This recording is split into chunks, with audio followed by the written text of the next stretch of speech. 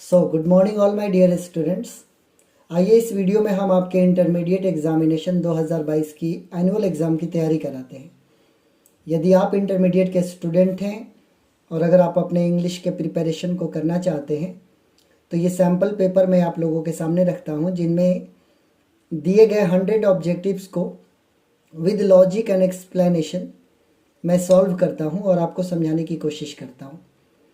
इससे आपको एक बेनिफिट ये मिलेगा कि अगर इस पैटर्न पर आधारित कोई दूसरे प्रश्न भी अगर आपसे पूछे जाएंगे तो आपके अंदर वो कैपेबिलिटी आ जाएगी कि आप उन क्वेश्चंस का आंसर कर सकेंगे।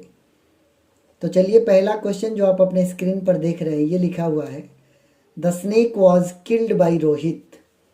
ये जो सेंटेंस है ये पैसिव में है और आपको दिए गए 4 एक्टिव में से सही एक्टिव को चुनना है। अगर आप चुनते हैं तो वो सही जवाब है। तो आइए अगर लॉजिक लगाया जाए तो लॉजिक लगाने के लिए सबसे पहले आप इसको देखें, वॉज और किल्ड, वॉज और V3 लगा हुआ है। अगर पैसिव में वॉज और V3 लगता है तो आपको पता है कि आपका जो एक्टिव बनेगा उसमें V2 होना चाहिए। ये जो बाई के बाद रोहित लिखा हुआ है ये सब्जेक्ट में होना चाहिए। तो आप गौर करें, इन चारों में रोहित लिखा हुआ है, लेकिन अगर V2 की तलाश करें इन चारों में से तो केवल एक ही जगह V2 हमको दिख रहा है और वो है किल्ड। यानी कि इस किल्ड को हमें सही आंसर मानना होगा और ये जो ए ऑप्शन है, रोहित किल्ड द स्नेक, ये इसका सही जवाब है। आई होप कि आपको एक्सप्लेनेशन समझ में आया होगा। क्वेश्चन नंबर 2 दिया हुआ है, dot dot you spare a few minutes for me. इस सेंटेंस को पढ़ने पर आपको आइडिया मिलेगा कि इसमें यू जो कि सेकंड पर्सन है, इससे हम लोग रिक्वेस्ट कर रहे हैं। रिक्वेस्ट करने के लिए जो आपको ऑक्सिलियरी वर्ब की ज़रूरत होती है मॉडल वर्ब में, वो यू के लिए सबसे सूटेबल जो ऑक्सिलियरी वर्ब होता है वो होता है वुड, WOULD। लेकिन इन चारों ऑप्शन में वुड कहीं पर नहीं दिया हुआ है। विल से भी यू के साथ हम रिक्वेस्ट कर सकते हैं, वो भी नहीं दिया हुआ है।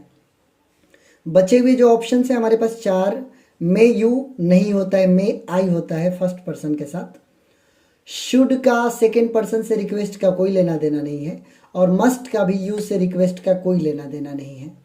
तो ये जो बचा हमारे पास कुड, ये जो कुड आप देख रहे हैं, इस कुड से हम सेकेंड पर्सन का रिक्वेस्ट करते हैं।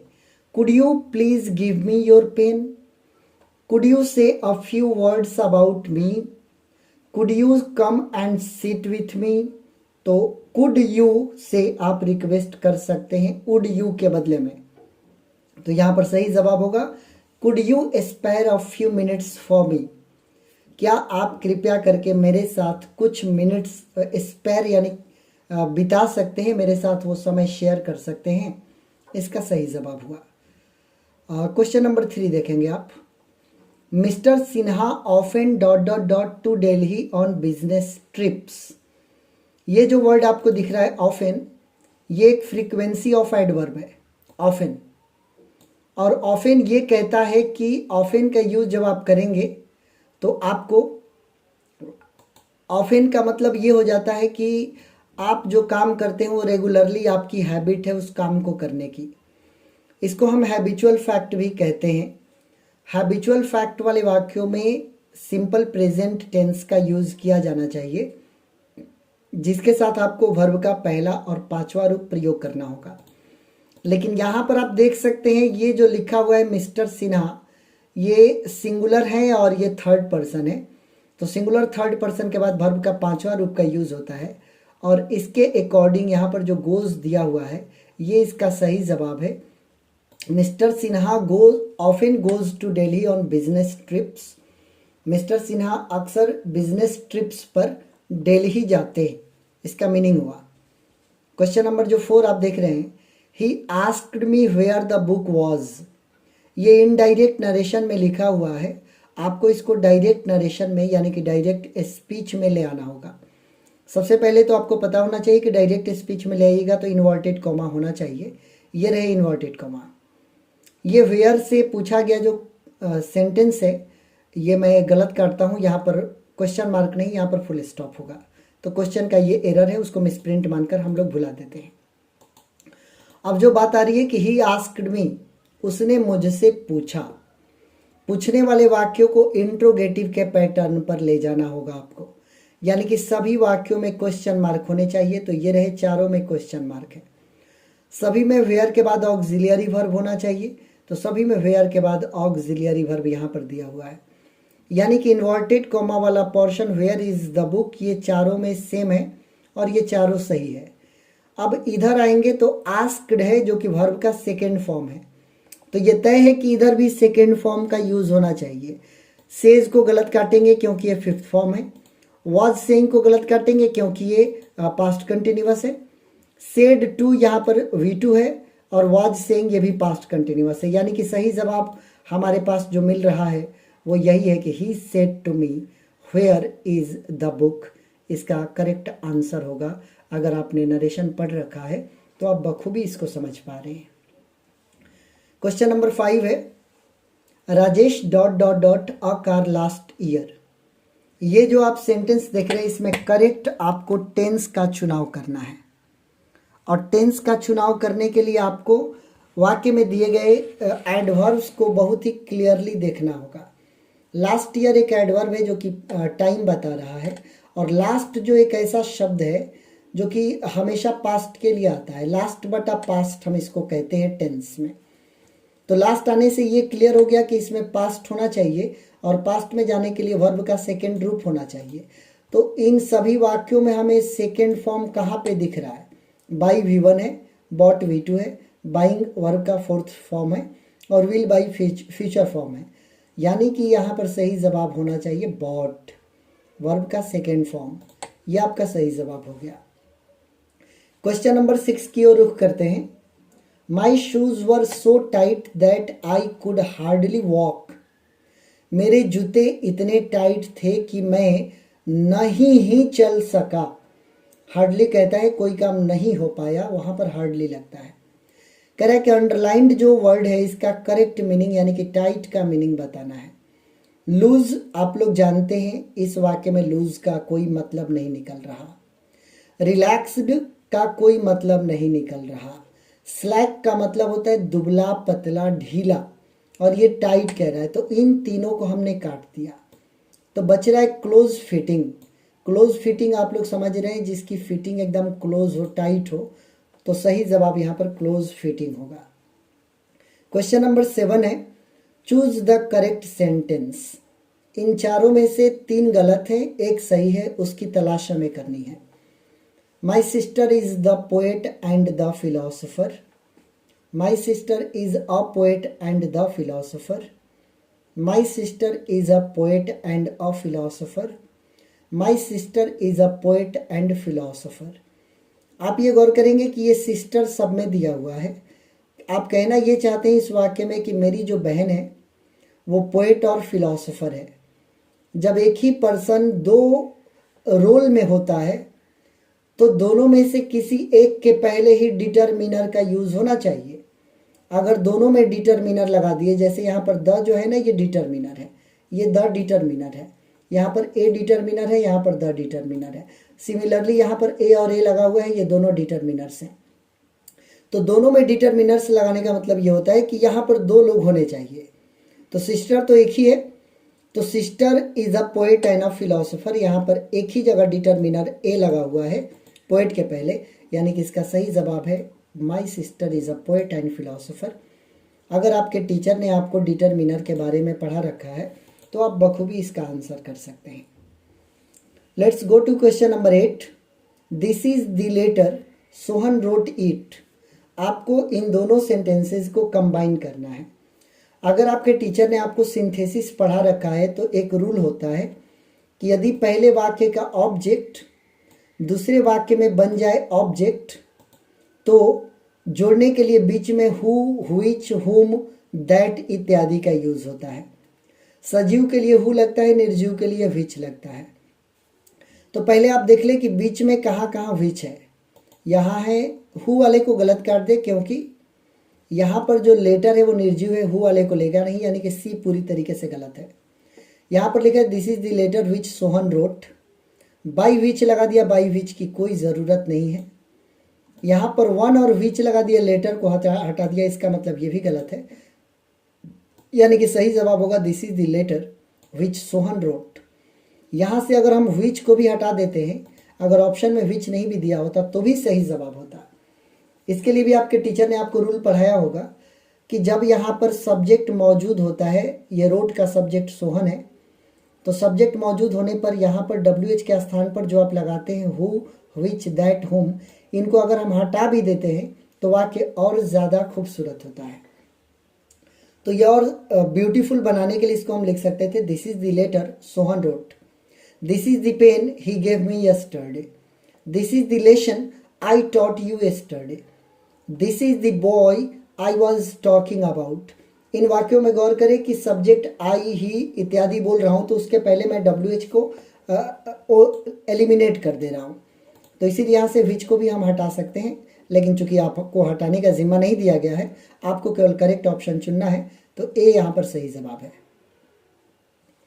क्वेश्चन नंबर 9 है I have a lot of work, मुझे बहुत काम है, और आगे में 4 फ्रेजेस दिए हुए हैं। एट टाइम्स मतलब कभी कभी, एट एनी रेट का मतलब होता है किसी भी कीमत पर, एट बेस्ट का मतलब होता है कि आप मतलब जो काम करते हैं उसमें सबसे अच्छा तरीका आपका बताता है एट बेस्ट, और टू अटेंड टू का मतलब होता है करने के लिए। तो मेरे पास बहुत सारा काम है, कभी कभी, किसी भी कीमत पर, सबसे अच्छा नहीं, आप कहना चाहेंगे कि मेरे पास बहुत सारा काम है करने के लिए, तो यहाँ पर सही जवाब होगा I have a lot of work to attend to. तो यहाँ पर आपको जाना होगा टू अटेंड टू के साथ, और ये आपका सही जवाब है। क्वेश्चन नंबर 10 है what is he angry dot dot dot question mark, आपको एक करेक्ट प्रीपोजिशन फिल करना है। What is he angry about, what is he angry by, what is he angry in, और what is he angry of. These are the 4 options, you have to pick one of them.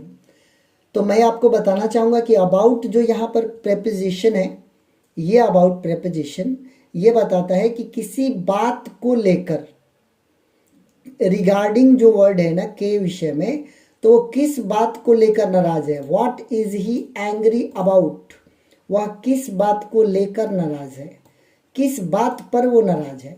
तो आप ये याद कर ले कि angry अगर किसी बात पर होते हैं तो आप वहाँ पर अबाउट लगाएंगे। एंग्री एट भी होता है किसी चीज़ पर नाराज होना, तो एंग्री एट समथिंग होता है। एंग्री विथ समबडी होता है, तो समबडी का तो चर्चा है नहीं, यहाँ पर कोई व्यक्ति है नहीं, व्हाट को हम समथिंग मानेंगे। अगर एट होता तो थोड़ा कन्फ्यूज़न होता, तो एट है नहीं, तो अबाउट को इसमें हम फिल कर देंगे। करेक्टली स्पेल्ड वर्ड को आपको पिक करना है। मेरी एक एडवाइस ले लीजिए, अगर मेरी वीडियो आप देख रहे हैं, कभी भी वर्ड करेक्शन वाले सेंटेंस क्वेश्चन में आप कभी भी वर्ड्स को रीड ना करें। वर्ड्स को रीड करेंगे ना तो आप कंफ्यूज्ड हो जाएंगे। The best way to find the correctly spelled word is, आप उस वर्ड को एक झलक में देखें और उसकी स्पेलिंग आप अपने माइंड में रिपीट करें। तो जो वर्ड अभी आप देख रहे हैं, आँख को बंद करें और सोचें कि इसकी स्पेलिंग आपने कहीं देखी पढ़ी है। तो COMMIT, कमिट। कमिट का मतलब होता है करना, कोई गुनाह, कोई अपराध। कमिट सुसाइड हो गया, कमिट थेफ्ट हो गया, तो COMMIT ये आपका सही जवाब है। आपको इसी के साथ जाना होगा।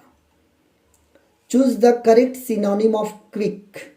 सिनोनिम का मतलब होता है क्विक से मिलता जुलता वर्ड। तो क्विक का मतलब क्या होता है? जल्दी। तो इन चारों में जल्दी का इंग्लिश आपको ढूंढना है। रेयरली का मतलब होता है नहीं के बराबर। सबमिट का मतलब होता है जमा करना। एंडलेस का मतलब होता है जिसका कोई अंत ना हो। और रैपिड का मतलब होता है तेज। तो यहाँ पर अगर आप गौर करें कि क्विक तेज का ही मीनिंग दे रहा है, जल्दी का मीनिंग दे रहा है, तो हम जाना चाहेंगे यहाँ पर रैपिड के साथ। Give one word substitution for. ये जो वर्ड है, ये जो ग्रुप ऑफ वर्ड्स है, इसके लिए आपको एक वर्ड देना है। Science of the life of animals. जानवरों के लाइफ के साइंस को हम क्या कहते हैं? जब आप पशुओं के जीवन के बारे में अध्ययन करते हैं तो आप उसको क्या कहते हैं? तो बायोलॉजी का नाम आपने सुना होगा, जिसमें आपका पशु भी आता है और पेड़ पौधे भी आते हैं। बोटनी है जिसमें केवल पेड़ पौधे आते हैं। जियोलॉजी ये जियोग्राफी से रिलेटेड वर्ड है। और जूलॉजी, जूलॉजी ही यहाँ पर सही वर्ड है कि आप यहाँ पर जाइए और बताइए कि एनिमल्स के लाइफ के स्टडी को जूलॉजी कहते हैं। जंतु विज्ञान, जंतु विज्ञान इसको हम लोग कहते हैं ना। अगर आपने इंटर में साइंस ले रखा है बायोलॉजी से तो आप उसमें बोटनी और जूलॉजी पढ़ रहे होंगे। क्वेश्चन नंबर 14 है, no news dot dot dot good news. News में इस लगे होने के बावजूद ये उस कैटेगरी में आता है। अगर आपके टीचर ने आपको सिंटैक्स पढ़ा रखा है तो उन्होंने बताया होगा कि कुछ ऐसे वर्ड्स होते हैं जिनमें कि एस तो लगा होता है लेकिन वो सिंगुलर फॉर्म में होते हैं। तो पहले तो आर और वर को काट दे क्योंकि ये दोनों प्लूरल है, तो ये होगा नहीं। अब बचे इज और वाज। ये क्वेश्चन बनाने वाले ने गलती की है, यहाँ पर इज और वाज दोनों नहीं देना चाहिए था। हम दोनों ही मीनिंग निकाल सकते हैं। कोई भी न्यूज़ अच्छी न्यूज़ नहीं है या कोई भी न्यूज़ अच्छी न्यूज़ नहीं थी तो दोनों तो फिर सही हो जाएगा। फिर हम इसको किस आधार पर इज को चुने कि वाज को चुने, ये बनाने वाले ने गलती किया। तो आप क्या करेंगे, कोई भी ऑप्शन आप सही लगाएं। No news is good news, कोई भी समाचार अच्छा समाचार नहीं है, और no news was good news, कोई भी समाचार अच्छा समाचार नहीं था। तो अगर मान रहे हैं कि कोई न्यूज़ आपको देकर चला गया है और तब उसको बात कर रहे हैं तो पास्ट में जाइए, और अभी अभी वो समाचार ला कर दिया और उसी को बोल रहे हैं तो वहाँ पर इज का यूज़ कीजिए। क्वेश्चन नंबर 15 है, he has been appointed on a temporary basis. Underlined जो वर्ड है इसका एंटोनिम चुनना है। एंटोनिम का मतलब हो गया कि इसका उल्टा आपको चुनना होगा। टेम्पोरेरी का मतलब आप लोग जानते हैं जो कि काम चलाऊ होता है, कुछ समय सीमा तक के लिए वो होता है। और परमानेंट वर्ड आपने सुना होगा जो कि अस्थाई होता है। तो अस्थाई के साथ आपको जाना चाहिए क्योंकि टेम्पोरेरी और अस्थाई बताता है, और बाकी ये चारों वर्ड इनसे कहीं मेल ही नहीं खाते। अंडर इसका अपोजिट कभी हो ही नहीं सकते। गेस करना मतलब, मैं तो अभी आपका क्वेश्चन गेस कर रहा हूँ। सोख करना का मतलब होता है सोख जाना, अब्जॉर्ब करना, और कॉम्प्लिकेटेड का मतलब होता है जटिल। तो जटिल से और टेम्पोरेरी का कोई रिलेशन नहीं है। She said I do not like this, इसको आपको लेकर जाना है इनडायरेक्ट नरेशन में। तो इनडायरेक्ट नरेशन में चूंकि आई सब्जेक्ट से वाक्य शुरू है तो ये एसर्टिव है, यानी कि इन्वर्टेड कॉमा के स्थान पर आपका दैट होना चाहिए। जब ये सब्जेक्ट से शुरू होगा तो दैट होना चाहिए। चारों में दैट है, इसलिए आप इसको गलत नहीं काट सकते। ओके, सेड को ज्यों का त्यों उतारना होगा क्योंकि आगे कोई ऑब्जेक्ट नहीं है, तो शी सेड होना चाहिए और दैट होना चाहिए। आई फर्स्ट पर्सन है तो फर्स्ट पर्सन सब्जेक्ट के अनुसार शी होना चाहिए, तो चारों में शी दिया हुआ है। ओके, डू जो है ये चूंकि रिपोर्टिंग वर्ब सेड पास्ट में है तो डू को भी आपको पास्ट में ले जाना होगा और डू का डिड करना होगा। तो डिड नॉट आपको कहाँ दिख रहा है, तो इन चारों में से केवल एक ही में दिख रहा है। She said that she did not like that, this को भी दैट में चेंज किया जाता है, आपको मालूम होगा। तो ये इसका सही जवाब है। करेक्टली स्पेल्ट वर्ड को चुनना है। आंखें बंद कीजिए और टूथ हैक के बारे में सोचिए। टूथ मतलब दांत और हैक मतलब दर्द, दोनों को जोड़ते हैं तो दांत दर्द बनता है। तो TOOTH टूथ, एक ACHE। तो देख लीजिए आप कहाँ पर है, तो आपको मिल गया ए वाला TOOTH ACHE। नहीं जी, ये तो गलत है, ये तो ECHE लिखा है, यहाँ पर सही जवाब है TOOTH ACHE। ये आपका करेक्ट आंसर होगा, toothache. An ass is a dull animal. Ass जो होता है ना वो डल एनिमल होता है, सुस्त जानवर होता है। यहाँ पर ए करना होगा क्योंकि काउंटेबल नाउन है और सिंगुलर है, तो आर्टिकल के नियमों के अनुसार आपको ए के साथ जाना होगा। All the books on the shelf dot dot dot to me. यहाँ पर वर्ब भरना है, आपको देखना होगा कि कौन सा वर्ब होना चाहिए। तो all the books on the shelf, shelf पर मौजूद सारी किताबें मुझसे बिलोंग करती है, यानी कि मेरी है। तो मेरी क्या है, तो बुक्स मेरी है। बुक्स प्लूरल है, तो प्लूरल वर्ब के साथ प्लूरल नाउन के साथ प्लूरल वर्ब का ही यूज आपको करना होगा। तो सबसे पहले तो आप बिलोंगिंग को काटिए क्योंकि यहाँ पर कंटिन्यूअस में जाना होता तो ऑक्सिलियरी वर्ब इज एम जरूर होता। इसके बाद आइए, जब सब्जेक्ट में एस लगा है तो आपको वर्ब में एस नहीं लगाना है, तो बिलोंग गलत हो जाएगा, तो बिलोंग को भी आप काट दीजिए। बिलोंग्ड है जो पास्ट बता रहा है, मेरे से बिलोंग करती थी, लेकिन किताब के सामने आप मौजूद है इसलिए प्रेजेंट में आना होगा, तो बिलोंग टू मी आपको लिखना होगा। All the books on the shelf belong to me. याद रखेंगे कि ऑन द शेल्फ आपको कंफ्यूज करने के लिए लिखा हुआ है। यहाँ पर एक्चुअल जो सब्जेक्ट है ना, इसके पहले यहाँ पर जो आपको बुक्स दिख रहा है ये इसका एक्चुअल सब्जेक्ट है, तो बुक्स के अनुसार हमको यहाँ पर बिलोंग लिखना होगा और वही सही जवाब होगा। क्वेश्चन नंबर 20 है, choose the correct sentence. Accept के बारे में चर्चा है। I accept to that offer, I accept that offer. I accepting, यहाँ पर आईएनजी वाले को पहले काटिए क्योंकि आईएनजी अगर होता तो यहाँ पर कोई ऑक्सिलियरी वर्ब होता, ये गलत है। ऑफर यहाँ पर नाउन है तो यहाँ पर ऑफर में ईडी लगा दिया, ये भी गलत है, ये दोनों गलत है। एक्सेप्ट एक ट्रांजिटिव वर्ब है जो अपने बाद डायरेक्ट ऑब्जेक्ट मांगता है। I accept your proposal, I accept your offer, I accept this gift. तो आपको डायरेक्ट यहाँ पर क्या यूज करना होगा, आपको डायरेक्ट वर्ब यूज करना होगा, सॉरी ऑब्जेक्ट यूज करना होगा। तो ऑब्जेक्ट यूज करने के लिए आपको टू नहीं लगाना होगा, तो सही जवाब हो गया I accept that offer. Please my proposal once again, यहाँ पर 4 फ्रेजेस दिए हुए हैं। कृपया एक बार फिर से मेरे प्रस्ताव के बारे में विचार कीजिए। ये विचार करना का मीनिंग इसमें से ढूंढना है। तो थिंक ओवर का मतलब होता है किसी विषय वस्तु पर विचार करना, तो इसीलिए आपको जाना होगा थिंक ओवर के साथ। टेक ऑफ का मतलब होता है उड़ान भरना। टेल अपॉन कुछ नहीं होता है। टेक इन का मतलब होता है माइंड में कोई चीज़ याद करना, तो यहाँ पर सही जवाब आपको जाना होगा थिंक ओवर के साथ।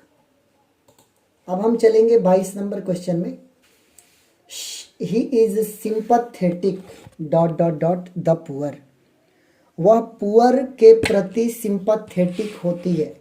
तो अगर आपके टीचर ने आपको प्रीपोजिशन पढ़ा रखा है तो आपने सीखा होगा कि टू का प्रयोग ऑब्जेक्ट के पहले के प्रति के अर्थ में किया जाता है। तो he is sympathetic to the poor, kind to the poor, helpful to the poor, ऐसे करके टू का यूज किया जाता है। नेक्स्ट क्वेश्चन है question number 23। He go there regularly, वह नियमित रूप से वहां जाया करता था। पहले तो काट दीजिए कि शुड टू नहीं होगा, कुड टू नहीं होगा क्योंकि मॉडल वर्ब के बाद टू नहीं लगता। अब ये 2 बचे नीड टू, ये मार्जिनल है, इनमें टू लगता है, और यूज्ड टू में भी टू लगता है। नीड टू नहीं होगा क्योंकि ही के साथ वर्ब का 5th फॉर्म यूज करना होगा। यहाँ पर एस होता तो यहाँ पर ये सी भी गलत हो गया, तो यूज्ड टू के साथ आप जाएंगे जो कि आपके पास्ट हैबिट को बताता है। इसका मतलब ये हो गया कि वह वहाँ रेगुलरली जाया करता था। हिज वर्क सेटिस्फाइड मी, इसको पैसिव में ले जाना है। तो सबसे पहले तो मी के लिए आई होना चाहिए जो कि चारों में आई लिखा हुआ है। सेटिस्फाइड वर्ब का 2nd फॉर्म है तो वॉज और V3 होना चाहिए, तो was satisfied, am satisfied, am satisfied. C और डी गलत हो गया। ए और बी में से किसी एक का चुनाव करना है। सेटिस्फाइड ये कहता है कि मैं जब आऊँगा तो मेरे बाद प्रेपोजिशन बाई नहीं आना चाहिए, विथ आना चाहिए। तो आपके टीचर ने आपको ज़रूर सिखाया होगा I was satisfied with his work, ये सही जवाब है। He was leaning dot dot dot a wall, यहाँ पर बाई, फॉर, इन, अगेंस्ट लिखा हुआ है। अगर आपके टीचर ने आपको प्रीपोजिशन सिखाया होगा तो ये एक बात बताई होगी कि जब भी कोई चीज़ दूसरे चीज़ के सहारे खड़ी होती है, झुकी होती है, बैठी होती है और वहाँ पर कोई एंगल तैयार होता है, जब एंगल बनेगा 60 डिग्री, 65 डिग्री, 70 डिग्री, 80 डिग्री का एंगल बनेगा, तो उस एंगल के लिए अगेंस्ट का यूज़ करना होता है। जैसे आपने देखा है सीढ़ी, जो बांस वाली सीढ़ी, लोहा वाली सीढ़ी जो होती है, उसको हम दीवार के सहारे ले जाकर खड़ा कर देते हैं। तो ही वॉज लीनिंग, वह झुका हुआ था। लीन का मतलब वो किसी उलर कर बैठ जाना, उलर कर खड़ा हो जाना, तो वो उलर कर खड़ा था एक दीवार के सहारे, तो यहाँ पर अगेंस्ट का यूज होगा। आई हर्ड द रिमार्क, यहाँ पर आपको रिफ्लेक्सिव प्रोनाउन का यूज करना है, सेल्फ वाला। तो आई के लिए रिफ्लेक्सिव प्रोनाउन क्या होगा, तो माई सेल्फ, ये तो बच्चा बच्चा जानता है। आई के लिए माई सेल्फ होगा, ही के लिए हिम सेल्फ होगा, शी के लिए हर सेल्फ होगा। तो ये तीनों तो ऐसे ही गलत हो गया। All depends on his dot dot dot the examination. अगर आपके टीचर ने नॉन फाइनाइट आपको पढ़ाया हो तो उन्होंने ये बताया होगा कि हिज जो है ये पॉजेसिव एडजेक्टिव है, और पॉजेसिव एडजेक्टिव या नाउन के साथ एपोस्ट्रोफी ऐसा अगर लगा हो तो उसके बाद नाउन की ज़रूरत पड़ती है। यहाँ पर हमें नाउन की ज़रूरत पड़ेगी, और वर्ब को नाउन बनाने के लिए उसमें आईएनजी लगाकर जिरंड बना देना होता है। तो हिज के बाद जिरंड वाला आपको चुनना होगा, यानी कि हिज पासिंग यहाँ पर सही जवाब होगा। उसके पास, एग्जाम में पास होने पर ही सब कुछ डिपेंड करता है। कह रहा है कि ना कि अगर वो एग्जाम में पास कर जाएगा तो ही उसके पास होने पर ही सब कुछ डिपेंड करता है। तो यह इसलिए यहाँ पर पासिंग होगा।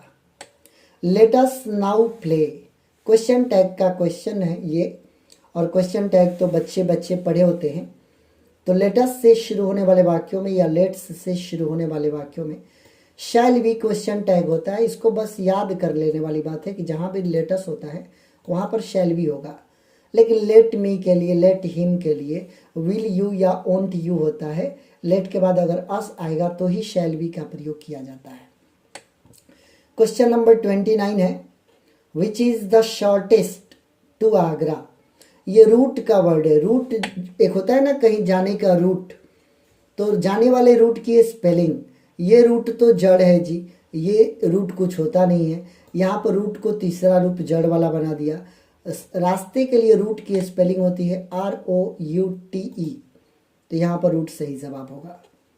There dot dot dot been a steep rise in prices. Been लगा है, बीन यानी कि वर्ब का थर्ड फॉर्म लगा है।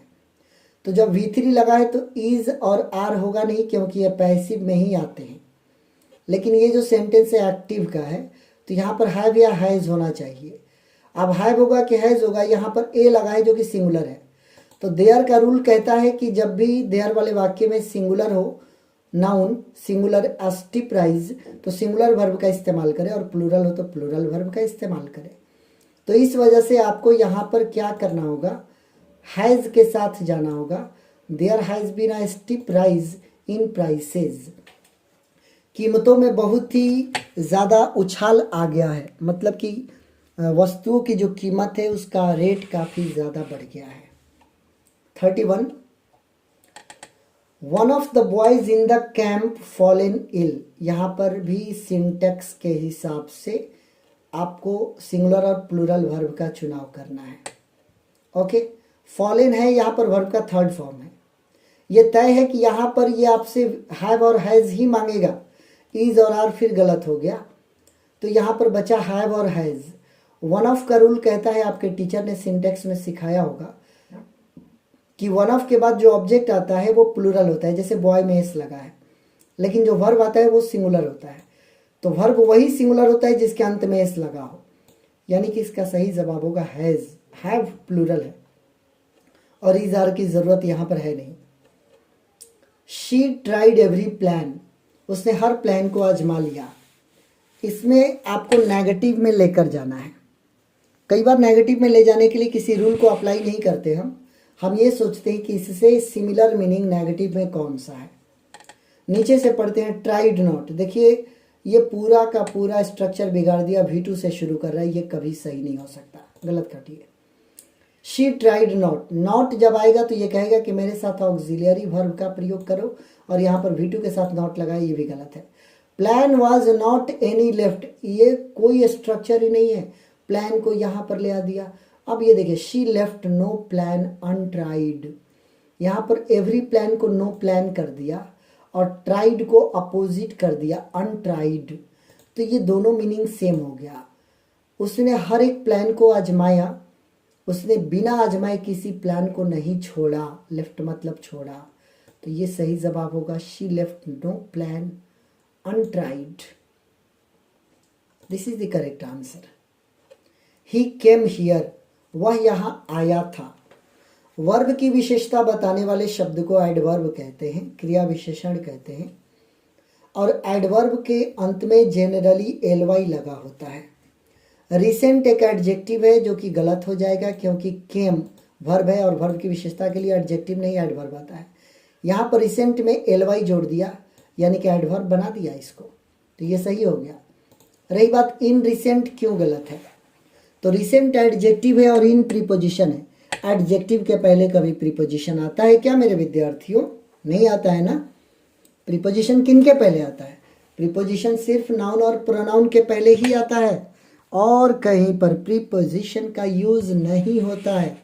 इसलिए इन और ऑन ये दोनों गलत है। चूज द इनकरेक्ट सेंटेंस, यानी कि 4 सही है, 1 गलत है।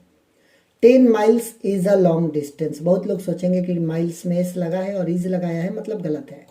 नहीं विद्यार्थी, ये गलत नहीं है। यहाँ पर 10 माइल्स को एक यूनिट बना दिया, और सिंटेक्स का रूल कहता है कि एक इकाई के रूप में जब आप यूज करेंगे तो ये दूरी सूचक शब्द, समय सूचक शब्द, मात्रा सूचक शब्द ये सिंगुलर हो जाते हैं, यानी कि ये सही है। 10 मील एक लंबी दूरी होती है। We reach school at 10 AM, हम 10 बजे स्कूल पहुंचते हैं। ये सारा स्ट्रक्चर सही है। एट लगा है, ये भी सही है। वी के साथ वर्ब का पहला रूप लगा है, ये भी सही है। Mohan teaches biology, Mohan biology पढ़ाता है, तो ठीक है ना, फिर पढ़ाता है तो इसमें कौन सी बुराई है। मोहन के लिए वर्ब का 5वां रूप यहाँ पर यूज हुआ है। ही बिलोंग्स फ्रॉम बिहार, भाई बच्चा ने सुन रखा होगा, बिलोंग टू होता है। ही बिलोंग्स टू बिहार यहाँ पर सही होता है। अब अगला क्वेश्चन है शुगर इन वाटर, तो ये एक यूनिवर्सल ट्रूथ है। डिजॉल्व का मतलब होता है घुल जाना।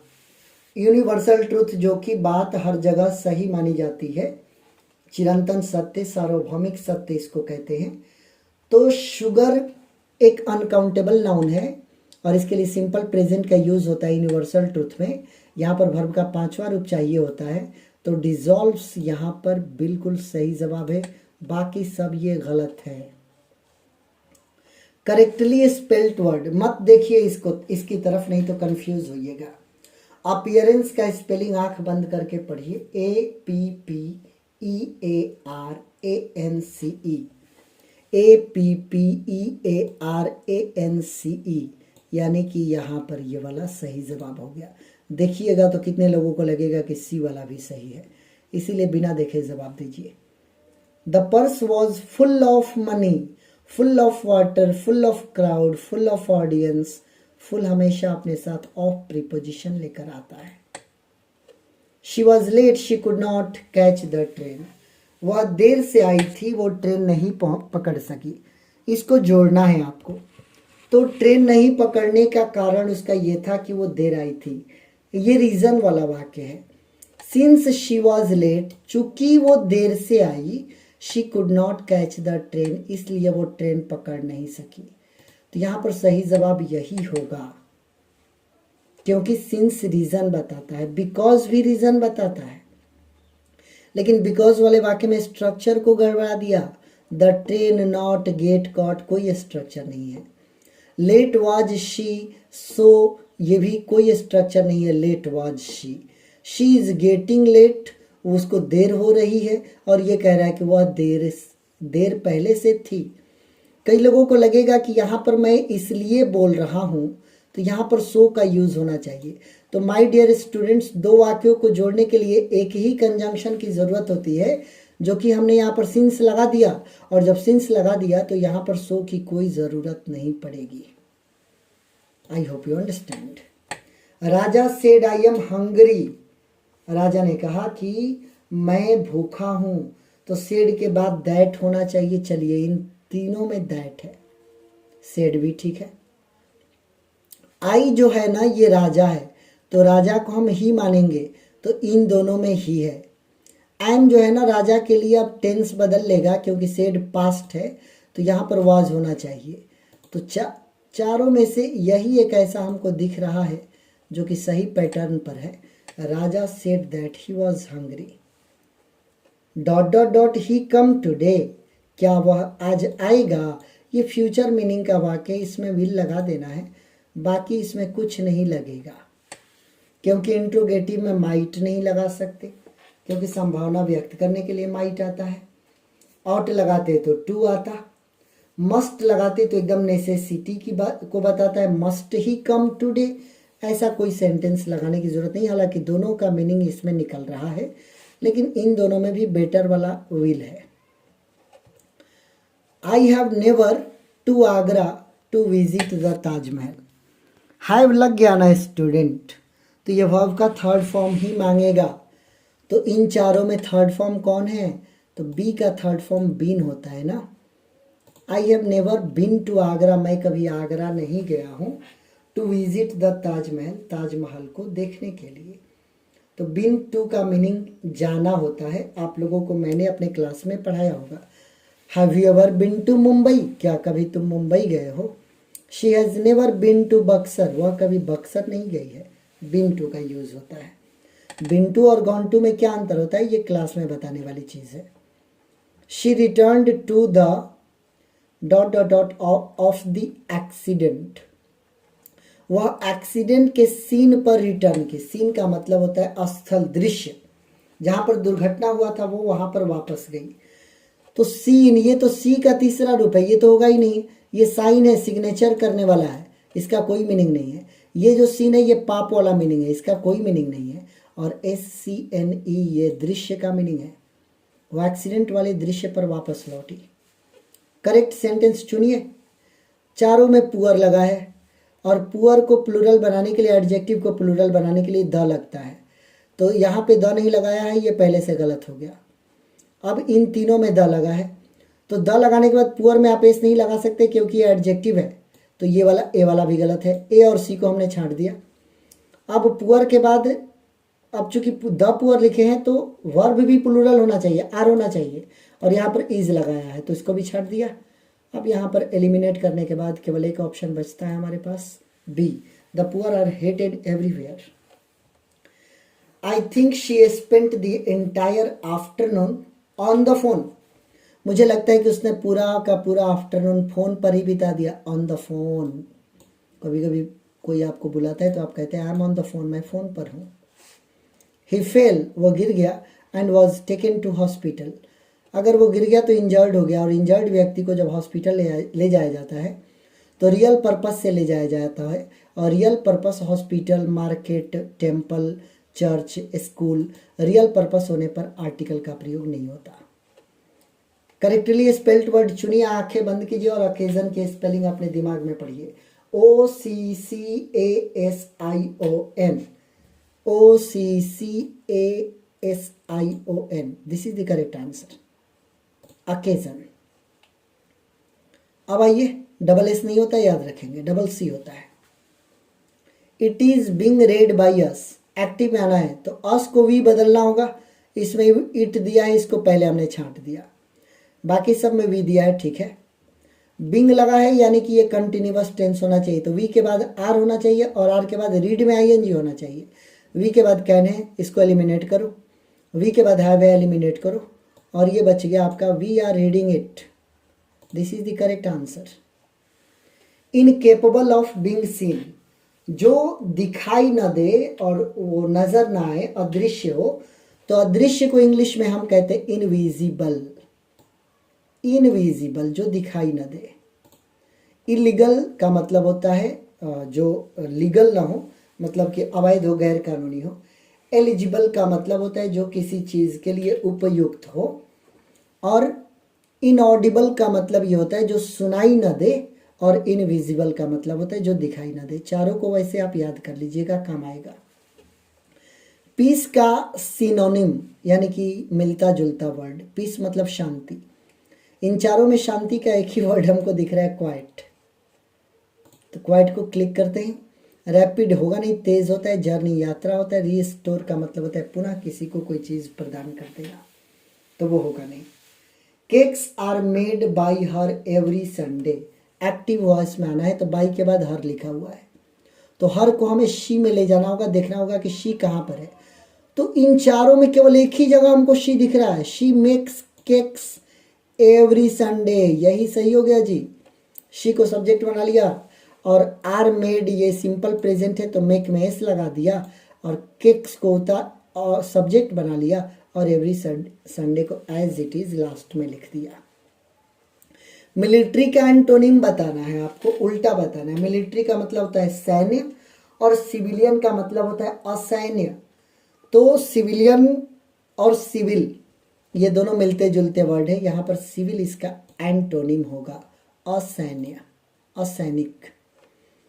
As dot dot dot me it will be, I will be happy to lend a hand.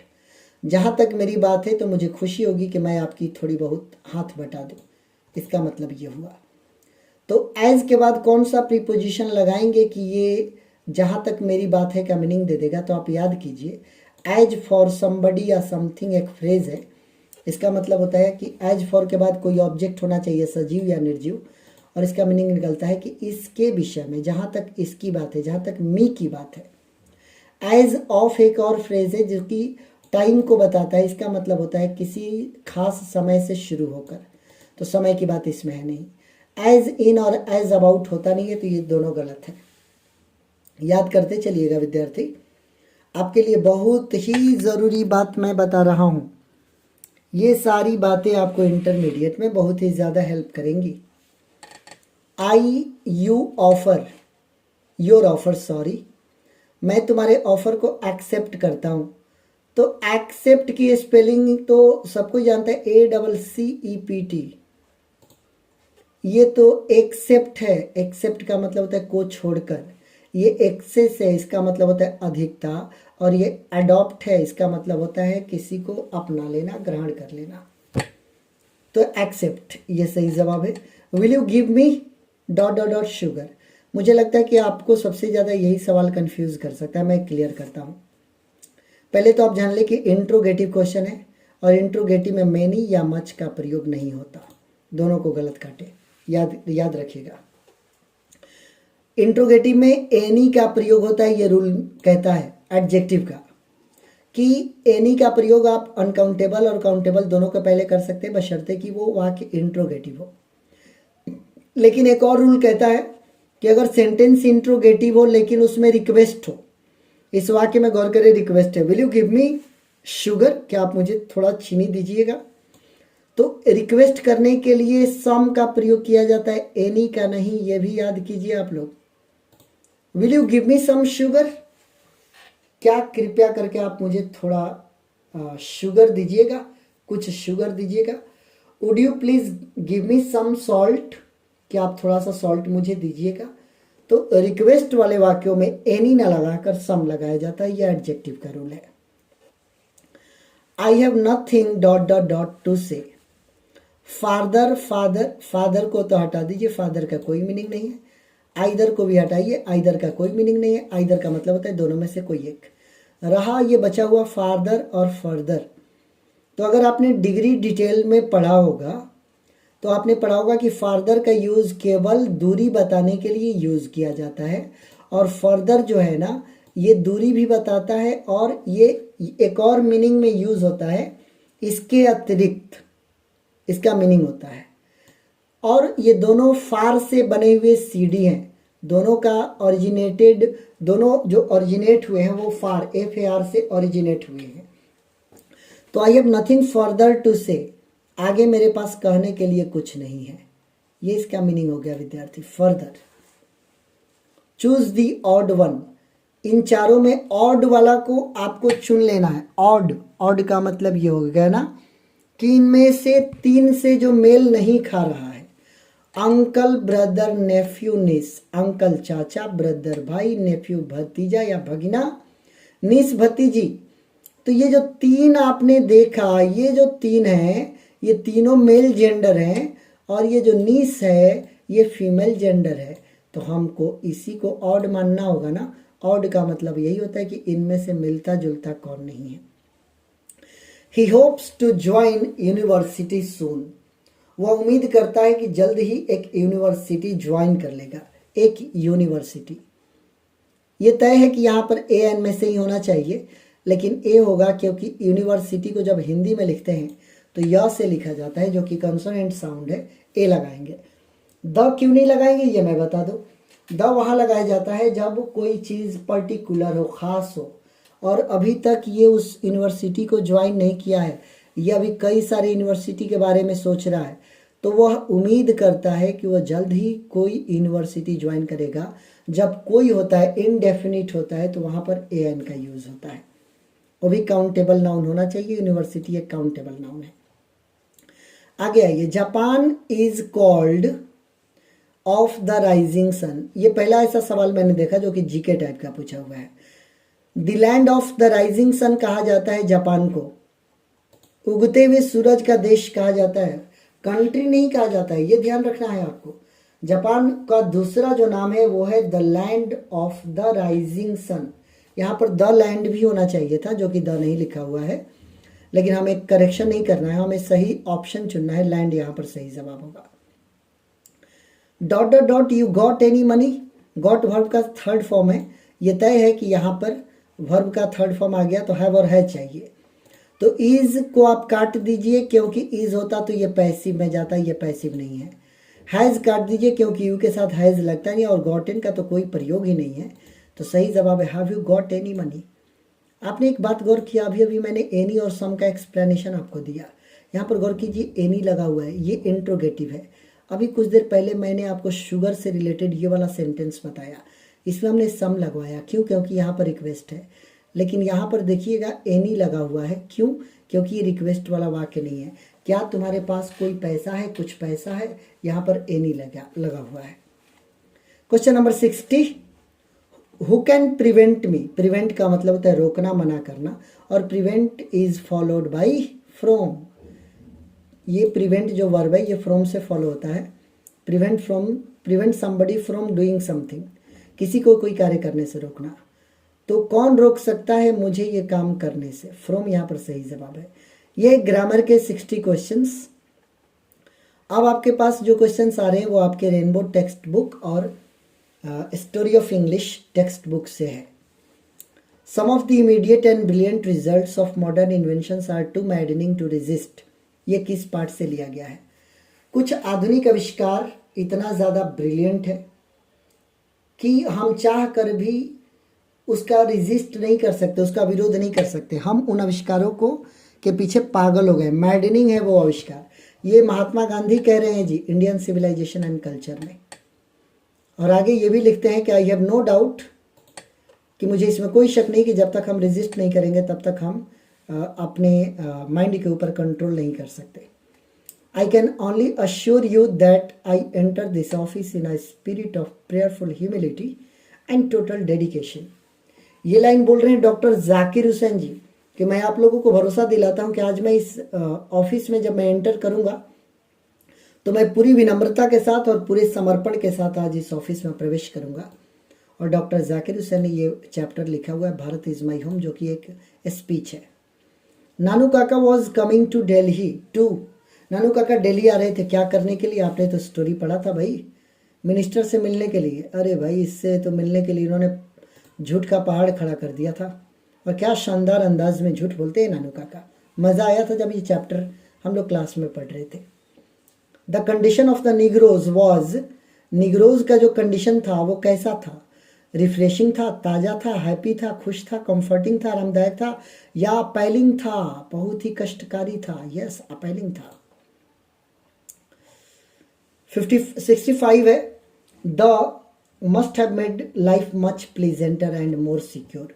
क्या चीज़ आया था कि मनुष्य का जो लाइफ है वो प्लीजेंट हो गया और सिक्योर हो गया? तो बर्ट्रांड रसेल लिख रहे ideas that have helped Mankind में कि the taming of domestic animals, जब हमने पालतू जानवर बनाने लगा मनुष्य, तो उसका लाइफ ज़्यादा सिक्योर हो गया और ज़्यादा सुखद आनंददायक हो गया। बाकी क्यों गलत है? तो ये लिखा है ईटिंग हैबिट्स, खाने की आदत गलत है। लोगों को मारना सीख गया मनुष्य, या एजुकेशन ने बना दिया? एजुकेशन तो बहुत लास्ट में आया था, मनुष्य के हिस्ट्री में ये पहले आया था, द डोमेस्टिकेशन ऑफ एनिमल्स, और सबसे पहले आया था the utilization of fire.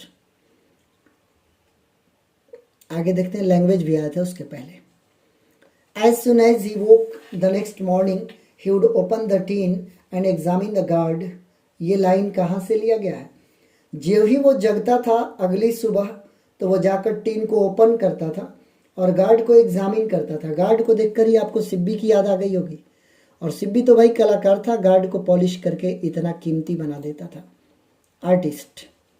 In many traditional societies the relationship between is more important then that between husband and wife.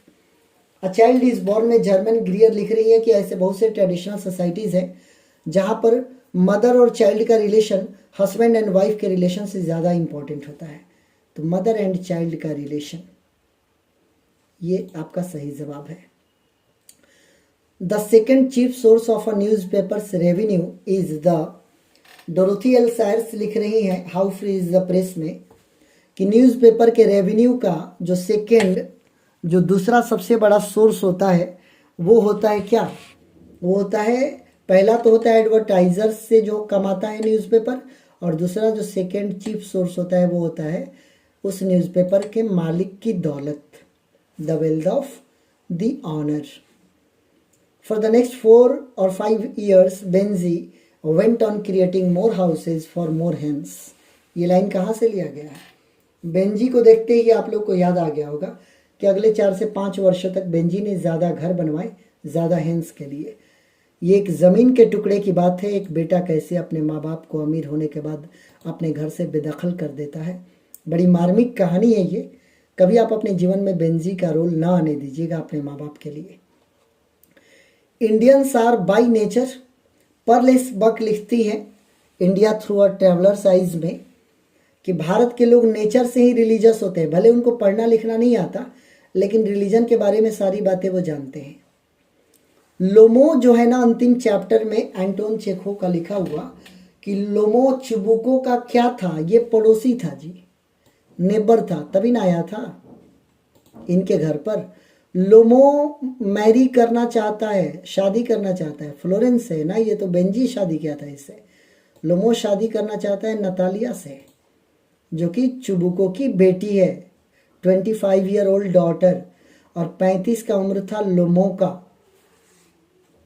आपको याद ही होगा, बड़ी ड्रामा, ये इतना शानदार कॉमेडी था कि जिस रोज़ हम लोग ये क्लास में पढ़ रहे थे, संडे था, दोपहर में मैंने क्लास चलाया था, और हंसते हंसते मैं और आप सभी लोग लोटपोट हो गए थे, मज़ा आया था। आइए, H E. Bates worked for some time as a, H E. Bates जो कि अर्थ के राइटर हैं, इन्होंने कुछ समय तक जर्नलिस्ट का काम किया था। अगर आपने इसका राइटर इंट्रोडक्शन पढ़ रखा है तो देखेंगे उसमें लिखा हुआ है, in Bangladesh is a kind of fairy tale. इनमें से कौन सी चीज़ बांग्लादेश में एक परियों की कथा मानी जाती है? तो जब आप पढ़े होंगे चाइल्ड इज बॉर्न, तो उसमें रूप ठोका का नाम आया था कि बांग्लादेश के बच्चों को उनकी दादी रूप ठोका, परियों की कहानी है, ये सुनाया करती थी। कौन से स्टेट को मार्टिन लूथर किंग चाहते हैं कि वो एक डेवलप्ड स्टेट बन जाए? तो जब मार्टिन लूथर किंग अपना स्पीच देते हैं आई हैव अ ड्रीम, तो उसमें अलबामा के बारे में बात करते हैं कि अलबामा को वो एक डेवलप्ड स्टेट के रूप में देखना चाहते हैं। Of how feeble is man's power. John Donne last में कहते हैं कि मनुष्य की शक्ति कितनी दुर्बल है ना, मनुष्य कितना दुर्बल है ना, कि अगर ज़िंदगी से एक छोटा सा पल निकल कर चला जाए तो वो उसे दोबारा लौटा कर अपनी ज़िंदगी में नहीं ला सकता। जब वो अपनी वाइफ से दूर जा रहे होते हैं तो उसको समझाने के लिए कविता लिखते हैं, sweetest love I do not go. ये इसका सही जवाब होगा। अगर आपने रेनबो का टेक्स्ट बुक अच्छे से पढ़ा है तो ये सारे सवाल आप इजीली सॉल्व करेंगे।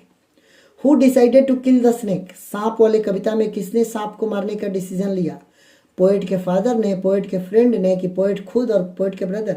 वहाँ पर तो सांप और पोएट के अलावा कोई था ही नहीं, तो पोएट ने खुद ही डिसीजन लिया कि मुझे मार देना है। I celebrate my self and Singh my self and what I assume you shall assume. ये कौन सी कविता से है? तो मैं खुद को गुनगुनाता हूँ, खुद को ही गाता हूँ, मैं एक फेस्टिवल हूँ, खुद को ही मनाता हूँ। ये बड़ा शानदार मनुष्य और मनुष्य के बीच में जो सिमिलैरिटीज़ होती है, उस सिमिलैरिटीज़ को वाल्ट व्हिटमैन साहब ने बड़ी ही ब्यूटीफुली तरीके से डिफाइन किया है song of myself poem में। Starving through the leafless wood, trolls run scolding for their food. भूखे पेट ये ट्रॉल, जो कि ये दुनिया पत्ता रहित जंगल की तरह हो गया है, पत्ते नहीं है लेकिन ट्रॉल्स जो जानवर है उसको भूख लगती है और वो भोजन की तलाश में दौड़ता है। जब W.H. ऑर्डेन ये बात कहते हैं now the leaves are falling fast में, तो कहते हैं कि ये दुनिया एक पत्थररहित जंगल हो गया है और ट्रॉल्स जैसे जंगल में भूखे प्यासे दौड़ रहा है और वो खाने की कोशिश कर रहा है, वैसे ही इंसान आज के समय में अपने भूख को बहुत ज़्यादा बढ़ा लिया है और दुनिया में भाग रहा है और भोजन की तलाश कर रहा है, और जितना खा रहा है उतना ही खाने की इच्छा इसके अंदर जागृत हो रही है। तो trolls run scolding for their food. What a fantastic poem it is. Season of mists and mellow fruitfulness. Autumn जो सीजन होता है ना, वो मिस्ट का सीजन होता है, फ्रूटफुलनेस का सीजन होता है। ये जॉन किट्स साहब ये लाइन लिखते हैं ओड टू ऑटम में। टेक्स्ट बुक अगर आपने पढ़ा है तो इजी है। Who wrote songs for children, एक ये पोएम है सॉन्ग्स फॉर चिल्ड्रन। इसके अलावा एक और पोएम है पिकअप पाई। वाल्टर डिलामेयर साहब जो कि एन एपिटैप लिखते हैं, उनके राइटर पोएट के इंट्रोडक्शन वाले पोर्शन में ये लिखा हुआ है कि इन्होंने पिकअप पाई और सॉन्ग्स फॉर चिल्ड्रन इन दोनों कविताओं की रचना की है। That there is some corner of a foreign field that is forever. Rupert Brooke साहब अपने देश के प्रति अपनी आस्था और निष्ठा को प्रकट करते हैं और कहते हैं कि अगर मैं अपने सरजमी के लिए लड़ने के लिए किसी विदेशी धरती पर चला जाता हूं और यदि दुश्मन सेना मुझे मार देती है तो उसी दुश्मन की सरजमी पर मुझे दफन कर दिया जाएगा और वो ज़मीन का टुकड़ा जहां पर मेरा लाश दफनाया जाएगा वो हमेशा हमेशा के लिए इंग्लैंड का हो जाएगा। रूपर्ट ब्रूक इंग्लैंड के प्रति अपनी आस्था दिखाते हैं। His bro is deeply lined with thoughts. उसकी जो ब्रो है ना, भौं जो है ना, वो एकदम सोच से गहरी रहती है और उसका जो हेड है ना वो गुंबद की तरह दिखता है। ये किसको डिफाइन करते हैं कवि ऐसे? मैकाविटी को डिफाइन करते हैं। मैकाविटी जो बिल रहा है ना, जो क्रिमिनल के वेश में चारों तरफ लूटपाट मचाता है, वही मैकाविटी है। The nearest tower of silence was 1000 miles। जो सबसे नज़दीक वाला टावर ऑफ साइलेंस था वो हज़ारों मील की दूरी पर था। केकियन दारूवाला जो कि पारसी रिलीजन के हैं, ये लोग अपने डेड बॉडी को टावर ऑफ साइलेंस में दफनाते हैं, उसी में ये बात लिखी गई थी। He lifted his head from his drinking as cattle do। उसने अपने सिर को वैसे ही पीते हुए उठाया जैसे कि मवेशी उठाते हैं। ये स्नेक कविता में D.H. लॉरेंस लिख रहे हैं। सांप ने जब पानी पीते हुए अपने फन को उठाया तो बताया। Only saint knows how to sing. ये कविता किसके द्वारा लिखा गया है, किसकी रचना है? ये कमला दास की रचना है जी। कमला दास ने लिखा हुआ है ना वो poem my grandmother's house, उसमें ये लिखा हुआ है यस अल्लाह इनकी कविता है और ये only saint knows how to sing ये भी इन्हीं की रचना है। The poetess begs for from everybody. यही कमला दास जो कवि हैं, कवित्री हैं, ये हर किसी से भीख मांगती है। किस चीज़ की भीख मांगती है? वही प्रेम जो उनकी नानी माँ इनको दिया करती थी। Who was in awe of the snake. कौन सांप को देखकर ऑ में चला गया था? इन ऑ का मतलब मैं आपको बता दूं, ये भी एक फ्रेज है विद्यार्थी। इन ऑ ऑफ, इसका मतलब होता है किसी चीज़ से डर भी लगना और उस चीज़ के प्रति अपने दिल में थोड़ा सा इज्जत भी होना। तो सांप से डर भी लग रहा था और इज्जत भी हो रही, इज्जत भी उसके लिए था। ऐसा किसके लिए था? ये पोएट थे D.H. लॉरेंस साहब, इनको डर लग रहा था और ये इज्जत भी दे रहे थे। इन चारों में मास्टर क्रिमिनल कौन है जी? इसको छोड़कर तो कोई हो ही नहीं सकता। मैं क्या बेटी से बड़ा मास्टर क्रिमिनल कौन होगा भाई? बड़ी खतरनाक बिल रहा है ये। रूपर्ट ब्रूक की मृत्यु किस बीमारी से हुई थी? डाई के बाद ऑफ लगा है ना, इसका मतलब ये हुआ ना कि डाई के बाद आपको किसी डिजीज का यूज करना होगा। ये तो प्रीपोजिशन का रूल है। तो सेप्टिसेमिया जो डिजीज थी, इसी से इनकी डेथ हुई थी मेरे dear students. Septicaemia. English belongs to the ancient Indo European family. अगर आपने स्टोरी ऑफ इंग्लिश पढ़ा है तो आपको जानकारी होगा कि इंग्लिश भी इंडो यूरोपियन फैमिली का लैंग्वेज है। From 1150 onwards English began to emerge as a language of.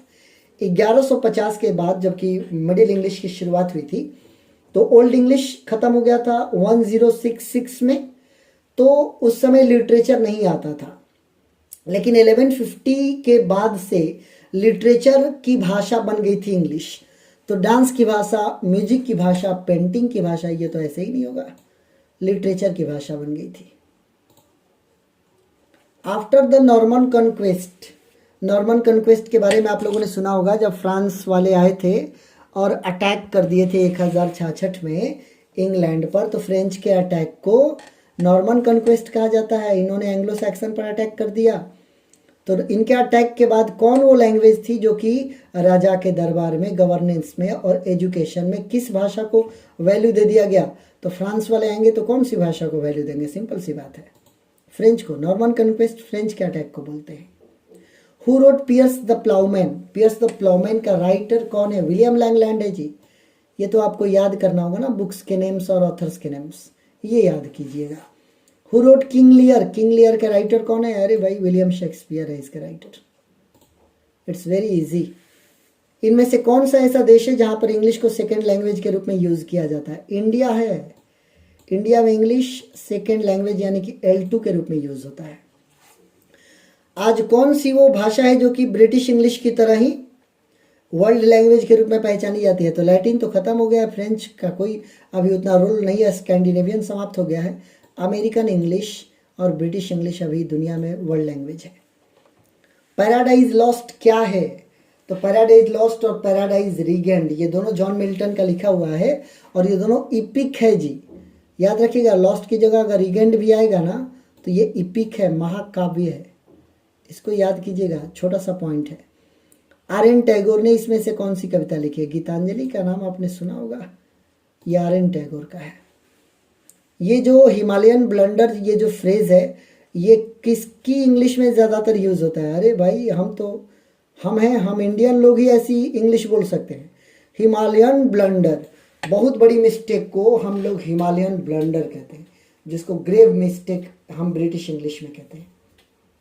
ये हो गया आपका objectives my dear students, and I fully hope कि अगर आप एक्सप्लेनेशन को बहुत अच्छे से सुने हैं तो आपको समझ में भी आया होगा, आपको बुझाया होगा, और जो इस पैटर्न पर और भी क्वेश्चंस आएंगे वो भी आप सॉल्व करेंगे। मैं सब्जेक्टिव का भी वीडियो बनाऊंगा और हिंदी का ऑब्जेक्टिव और सब्जेक्टिव का भी वीडियो बनाऊंगा। तब तक के लिए इस वीडियो को आप देखें और बेनिफिट आप अपने एग्जाम के लिए ज़रूर लें। Thank you so much, bye bye, see you.